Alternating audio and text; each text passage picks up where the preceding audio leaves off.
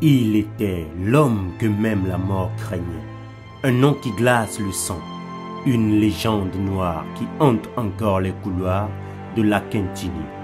Doumbé Dibobé, le morguier maudit, l'homme qui jouait avec les morts. Il y a 4 ans disparaissait celui que l'on surnommait la star des ténèbres. Mais l'oubli est une ruse du diable et son histoire est trop terrifiante pour sombrer dans l'oubli.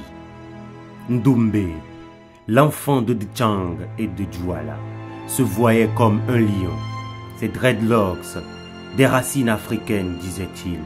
Son modèle, Bob Marley, qu'il prétendait avoir rencontré au Gabon. Mais derrière ce personnage charismatique se cachait une vérité bien plus sombre. Pendant 17 ans, il régna en maître absolu sur la morgue de la Kintini. Et les rumeurs étaient plus horribles les unes que les autres. Était-ce lui qui passait ses nuits à jouer aux cartes avec les cadavres?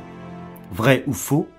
Il punissait les dépouilles récalcitrantes à coups de gifles.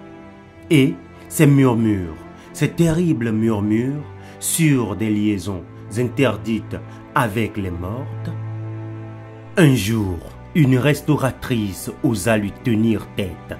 Sa vengeance, un pied de cadavre, sanguinolent, brandi comme un trophée. Panique générale, fuite éperdue, la femme quitta Djouala pour toujours. Il fumait, buvait, défiait les limites, le mbanga, le nta des herbes interdites, qui, disait-il, lui donnaient pouvoir sur les morts. Mais les démons finissent toujours par réclamer leur dû. Malade, paralysé, abandonné de tous, Doumbé se tourna vers Dieu. Doumbé de Jésus, c'est ainsi qu'il voulut qu'on l'appelle. Ses dreadlocks coupés, ses secrets jamais avoués. Et puis, ce 6 juillet 2021, la mort enfin l'a rattrapé. Maintenant, une question hante les nuits de Djouala. Que se passe-t-il dans l'au-delà quand Doumbé retrouve ceux qui sont passés entre ses mains? Et vous, quelle légende connaissez-vous sur lui? Avez-vous croisé son regard perçant dans les rues de Djouala? Ou pire, l'avez-vous vu la nuit rôder près des morgues?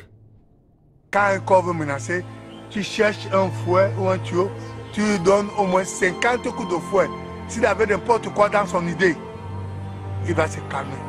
C'est comme on m'avait poussé à Douala pour aller, on est venu chercher à Douala, à la route de l'Ouest, à la route de Tchang.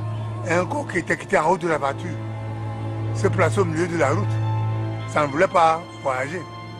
On m'a pas peur de Douala, je suis arrivé là. J'ai fait les méthodes que je vous explique. J'ai cherché les fouets, j'ai bâchonné ce corps jusqu'à ce que la voiture a démarré. On a mis le corps en haut de la voiture, on est parti à l'enterrement, on a enterré sans problème. Les belles filles, je les ai embrassées parce que je ne sais pas moi, mais j'avais le recours. J'en ai fait. J'en ai fait.